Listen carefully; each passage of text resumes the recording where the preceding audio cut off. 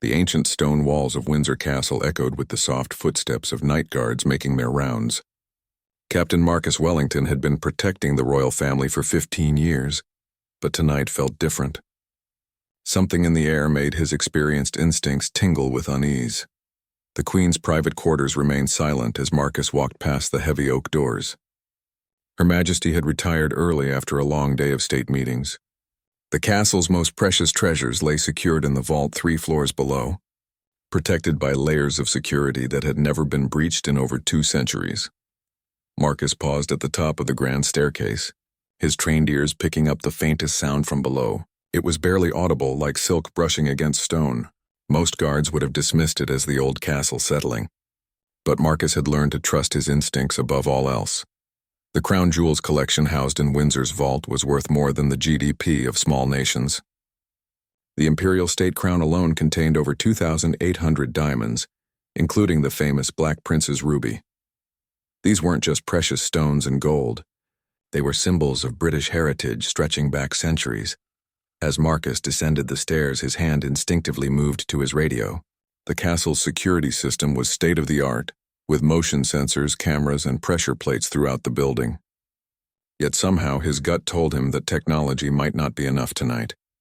The corridor leading to the vault area was dimly lit by emergency lighting.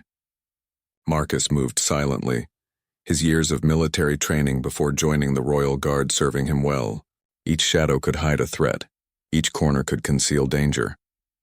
He reached the first checkpoint and noticed something odd. The security guard who should have been stationed there was nowhere to be seen. The chair sat empty, still warm to the touch. Marcus's pulse quickened as he realized this wasn't a routine patrol anymore. The access panel to the vault level showed recent activity. Someone had used a valid security card just 20 minutes ago. Marcus checked the log and saw an entry that made his blood run cold. The card belonged to someone who should never have been in this area at this hour. Moving deeper into the castle's lower levels, Marcus began to hear voices.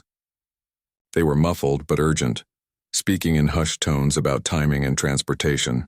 He crept closer, using the stone pillars as cover, trying to identify who was speaking. The vault's outer chamber came into view, and Marcus saw something that would change everything. Figures moved in the shadows, working quickly and efficiently. They weren't common thieves stumbling around in the dark. These people knew exactly what they were doing and where to find what they wanted. Marcus reached for his radio to call for backup, but hesitated. He needed to see more, to understand the full scope of what was happening. If he acted too soon, some conspirators might escape. If he waited too long, Britain's most precious treasures could be lost forever. The weight of responsibility pressed down on his shoulders, as he realized he was potentially the only thing standing between the crown jewels and disaster. Everything he had trained for, everything he had sworn to protect now depended on the decisions he would make in the next few minutes. Marcus positioned himself behind a massive stone column, his heart pounding as he strained to see and hear everything happening in the vault chamber. The figures moved with practiced precision, and as his eyes adjusted to the dim lighting, he began to make out their faces. What he saw next nearly made him gasp aloud. Among the group of people carefully removing items from display cases was a face he recognized immediately. It was someone who had unrestricted access to the castle, someone who walked these halls every day without question. The Duchess of Cornwall, Camilla, stood directing the operation with quiet authority. She wore dark clothing instead of her usual elegant attire, and her normally perfect hair was pulled back in a simple ponytail. But there was no mistaking her identity, or the fact that she was clearly in charge. 3 other people worked alongside her, carefully wrapping precious items in protective cloth before placing them in specially designed carrying cases.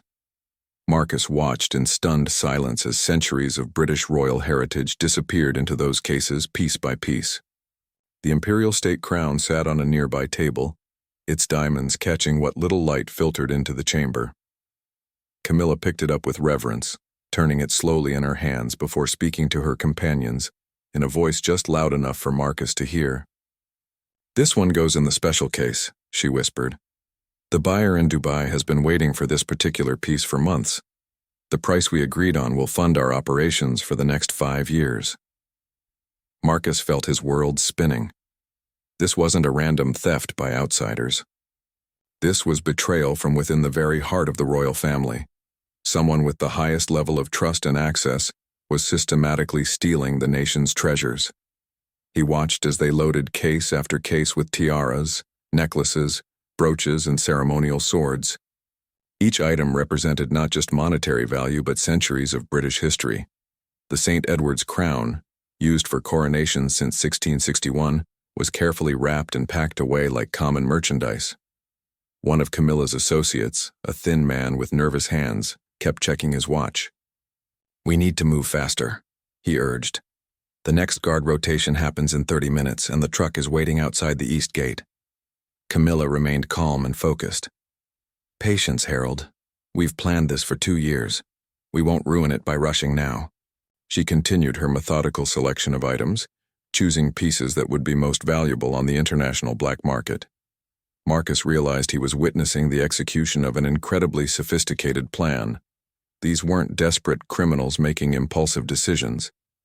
This was a carefully orchestrated operation involving someone with intimate knowledge of the castle's security systems and guard schedules.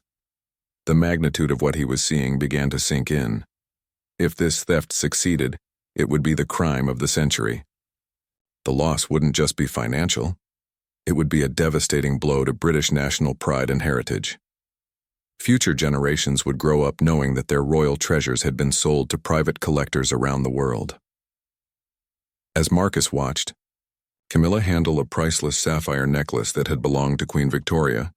He knew he had to act, but he also knew he was outnumbered, and that these people would be desperate if cornered.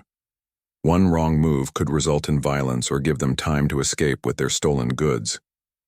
He slowly reached for his radio, knowing that calling for backup might alert the thieves, but realizing he had no choice.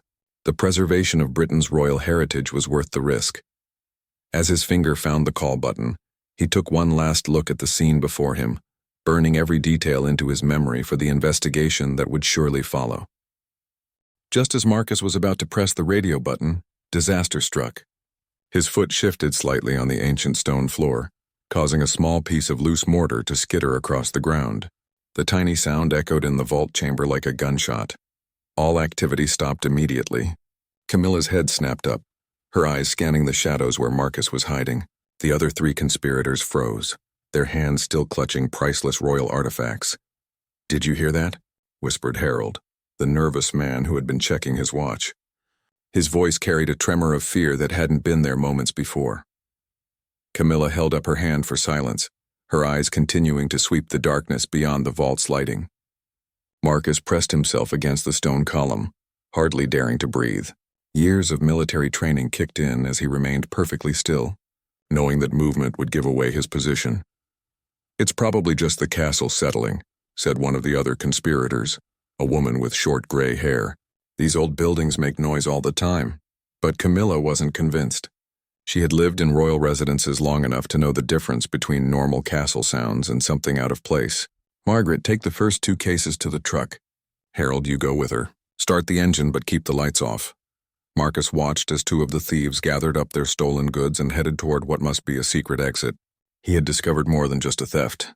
He had uncovered an escape route that bypassed the castle's main security systems. "What about the rest?" Harold asked, gesturing toward the remaining cases and loose jewelry still scattered on the table. "David and I will finish loading the important pieces," Camilla replied, never taking her eyes off the shadows. "If someone is watching, they'll expect us to panic and run, but we're not leaving without the crown jewels."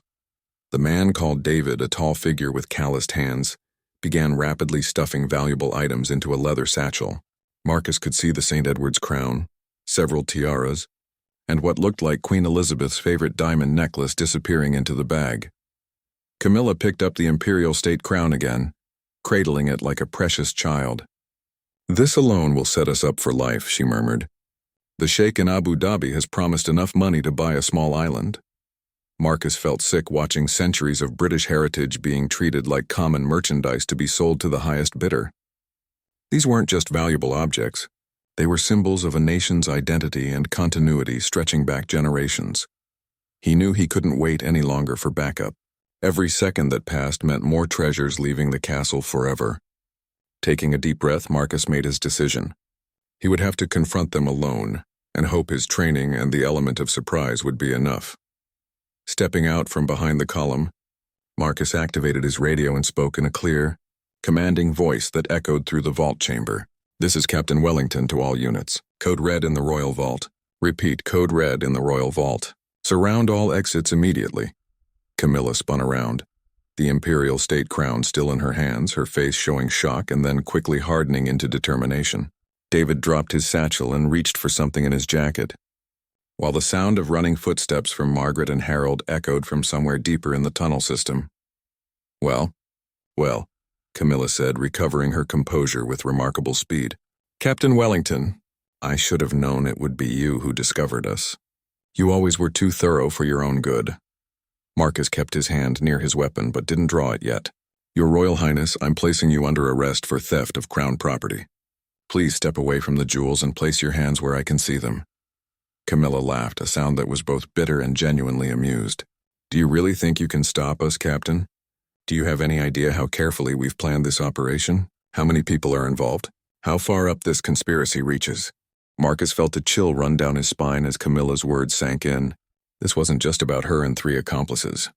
This was something much larger and more dangerous than he had imagined. "How many people are involved?" Marcus asked, keeping his voice steady while his mind raced through the implications. If this conspiracy reached high into the government or royal household, who could he trust? Camilla smiled coldly. "More than you could arrest in a lifetime, Captain. Did you think I could access the vault systems alone? Did you imagine I could disable security cameras and change guard rotations without help from people in very high places?" David had slowly moved to position himself between Marcus and the exit tunnel. Though he appeared unarmed, Marcus could see the man was built like a former soldier. This confrontation could turn violent very quickly. "The Queen trusts you," Marcus said, trying a different approach. "She welcomed you into the family. How could you betray that trust?" For just a moment, something flickered across Camilla's face. Guilt, perhaps, or regret, but it passed quickly, replaced by cold determination. "Trust doesn't pay the bills, Captain. Do you know how expensive it is to maintain the lifestyle expected of a royal? The charities, the clothes, the travel, the properties. So you decided to steal the nation's heritage instead of living within your means?" Marcus couldn't hide the disgust in his voice. "I decided to take what I could while I still could," Camilla snapped back. "Do you think the monarchy will last forever? Do you think these dusty old symbols will matter to future generations? I'm simply ensuring their value goes to people who can appreciate them properly." The sound of distant sirens began to filter through the castle walls. Marcus's radio call had been received and backup was on the way. But he also heard other sounds from the tunnel behind David, footsteps and voices that suggested more conspirators were approaching. "It's too late to stop this," Camilla continued, hefting the imperial state crown. "Even if you arrest me, even if you recover some of these pieces, the operation will continue. We have buyers lined up across 3 continents, and enough inside information to try again whenever we choose." Marcus realized she was probably right about one thing. This conspiracy was too large for him to stop single-handedly, but he could stop her from walking away with the crown jewels tonight. That would have to be enough for now. "Put down the crown, Your Highness," Marcus said, his hand moving to his weapon. "This ends here, tonight." David tensed, ready to spring into action. "You're outnumbered, guard. Stand aside and let us finish our business." "I don't think so," Marcus replied. He had faced worse odds in his military service and wasn't about to back down now, especially with so much at stake. Suddenly, the vault chamber filled with new voices. But instead of more thieves, Marcus heard the welcome sound of his fellow guards responding to his emergency call. Heavy footsteps echoed from multiple directions as the castle's security team converged on the scene. Camilla's confidence faltered for the first time as she realized her carefully planned escape was crumbling around her. The sound of police sirens grew louder, and radio chatter indicated that the east gate and where their truck was waiting had been secured. "Drop everything and surrender," Marcus commanded, his weapon now drawn and trained on David, who appeared to be the most immediate threat. "Your escape routes have been cut off." But Camilla wasn't finished yet.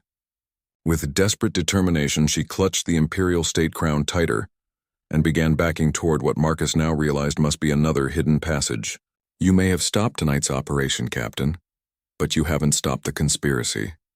This is far from over." As backup guards flooded into the vault chamber, the situation became a tense standoff. Marcus kept his weapon trained on David while Camilla continued backing toward the hidden passage, the imperial state crown still clutched in her hands. "Secure all exits," Marcus shouted to his team. "We have multiple suspects attempting to flee with stolen crown jewels." Lieutenant Sarah Chen, Marcus's most trusted officer, appeared at the main entrance with 3 other guards. Her eyes widened as she saw Camilla holding the crown, clearly struggling to process the sight of a royal family member caught in the act of theft. "Your Highness," Sarah said, confusion evident in her voice. "What's happening here?" "What's happening," Marcus replied grimly, "is that we've uncovered a conspiracy to steal and sell the crown jewels. The Duchess is under arrest." David suddenly lunged toward the nearest guard, hoping to create enough chaos for Camilla to escape, but Marcus had been expecting such a move. Years of combat training kicked in as he tackled the larger man, sending them both crashing into a display case. Glass shattered as they struggled, and priceless jewelry scattered across the stone floor. David was strong and desperate, but Marcus had the advantage of fighting for something he believed in. Within moments, he had the man pinned and cuffed.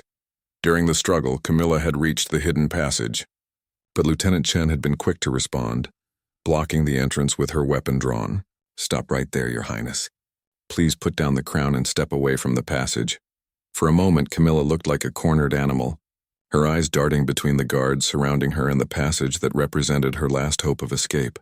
The imperial state crown seemed to weigh heavier in her hands as the reality of her situation became clear. "You don't understand," Camilla said, her voice taking on a pleading tone. "The royal family is drowning in debt. The taxpayers are demanding cuts to our funding. I was trying to secure our future before it's too late." "By stealing from the people you're supposed to serve?" Marcus asked, getting back to his feet while keeping David secured. "These jewels belong to the British nation, not to you personally." "They belong to whoever has the power to take them," Camilla replied, some of her earlier defiance returning. "For centuries, that's been the royal family. I'm simply exercising that same right."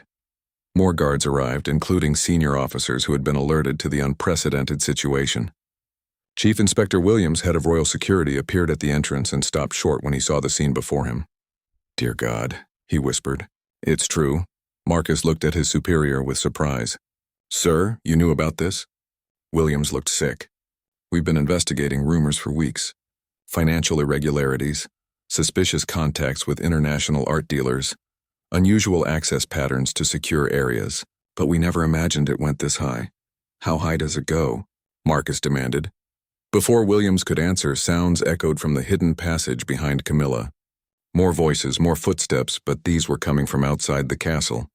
Marcus realized that this passage must connect to somewhere beyond the castle walls, probably emerging near the river or in the old servants' quarters that had been abandoned for decades. "The cavalry has arrived," Camilla said with bitter satisfaction. "You may have stopped me tonight, Captain Wellington, but the network is much larger than you realize. People in Parliament, members of the civil service, even some of your own colleagues." Marcus felt the weight of her words. If the conspiracy included people within the Royal Protection Unit itself, how could he know who to trust? How many other operations like this had succeeded without detection? "Put down the crown, Your Highness," Chief Inspector Williams said gently. "It's over. Whatever financial pressures you're facing, this isn't the solution." Camilla looked down at the imperial state crown one last time, seeing it not as a symbol of national heritage, but as millions of pounds that could have solved her problems. Slowly, reluctantly, she set it down on a nearby table. "You have no idea what you've just prevented," she said quietly, "or what's still coming." As Camilla placed the imperial state crown on the table, the weight of the moment settled over everyone in the vault chamber. Lieutenant Chen carefully secured the crown while other guards began collecting the scattered jewelry and documenting the crime scene. Chief Inspector Williams approached Camilla with handcuffs, his face grave. "Camilla, Duchess of Cornwall, you are under arrest for theft of crown property, conspiracy to commit theft, and treason against the crown. You have the right to remain silent." "Treason?" Camilla laughed bitterly. "I'm married to the heir to the throne. How can I commit treason against myself?" "By betraying the trust placed in you and attempting to steal the symbols of British sovereignty," Williams replied firmly as he secured the handcuffs. "Your position makes this crime worse, not better." Marcus was checking the contents of the cases the thieves had packed when his radio crackled with updates from around the castle. "Captain Wellington, this is Gatehouse East. We've apprehended 2 suspects attempting to leave in a delivery truck. The vehicle contains multiple cases of what appears to be royal jewelry." "Copy that," Marcus responded. "Secure everything and bring the suspects to the main security office." Lieutenant Chen was examining the hidden passage Camilla had tried to use for escape. "Sir, this tunnel is more sophisticated than we realized. It has electric lighting and appears to have been recently maintained. Someone spent considerable time and money preparing this escape route." Williams nodded grimly. "This confirms our worst fears. This wasn't a spontaneous crime. We're looking at months or possibly years of planning." As guards continued to arrive and secure the scene, Marcus found himself studying Camilla's face. Even in handcuffs, she maintained an air of dignity that made the whole situation even more surreal. This was someone who had attended state dinners, met with world leaders, and represented Britain on the international stage. "How long has this been going on?" Marcus asked her directly. Camilla met his gaze steadily. "You mean how long have we been planning this specific operation? Or how long have valuable items been quietly disappearing from royal collections?" The implication hit Marcus like a physical blow. "There have been other thefts. Small things at first," Camilla admitted with apparent satisfaction at shocking them. "A brooch here, a bracelet there. Items that wouldn't be missed for months or years. Did you know the royal collection is so vast that complete inventories are only done every decade?" Chief Inspector Williams looked pale. "How much are we talking about?" "Enough to fund a very comfortable retirement," Camilla replied. "The Sheikh in Dubai alone has purchased over 50 pieces in the past 2 years. There are collectors in Hong Kong, New York, and Geneva who have been very generous clients." Marcus realized they weren't just dealing with an attempted theft. They were uncovering a systematic looting operation that had been going on for years. The full scope of the losses might never be known. "Who else is involved?" Williams demanded. "You mentioned people in Parliament, the civil service." Camilla's expression became cunning. "That information might be valuable in plea negotiations, don't you think? I'm not going to hand over my entire network just because you caught me with 1 crown." Footsteps echoed from the main corridor as more senior officials arrived. Marcus could hear urgent conversations about damage control, media management, and the need to inform the Queen. This scandal would rock the royal family and potentially damage the monarchy's reputation permanently. "Sir," Lieutenant Chen called out, holding up a smartphone she had found in David's jacket. "This phone contains text messages with shipping schedules, bank account numbers, and what looks like a client list for stolen items." Williams took the phone and scrolled through the messages, his expression growing darker with each screen. "Good God, this goes deeper than we imagined. There are references to upcoming operations, regular shipments, and payment schedules going back 18 months. Marcus watched Camilla's confidence waver slightly as she realized how much evidence they were uncovering. "Your network is about to be exposed," he told her. "Everyone involved is going to be arrested." "You think this ends with me?" Camilla asked. "I'm just one part of a much larger operation. Even if you shut down my section, there are others. The demand for royal artifacts is enormous, and where there's demand, someone will always find a way to supply it." The sound of additional vehicles arriving outside indicated that major law enforcement agencies were now responding to the crisis. This had evolved far beyond a simple theft into a national security incident that would require coordination between multiple departments. 3 hours later, Windsor Castle had been transformed into a massive crime scene. Investigators from Scotland Yard, MI5, and the Serious Fraud Office worked alongside royal security to piece together the full extent of the conspiracy. Marcus sat in the security office, finishing his detailed report of the night's events. Through the window, he could see television news vans gathering outside the castle gates as word of the arrests began to leak to the media. This would be front-page news around the world within hours. Chief Inspector Williams entered the office looking exhausted but grimly satisfied. "The preliminary investigation is revealing things worse than we feared.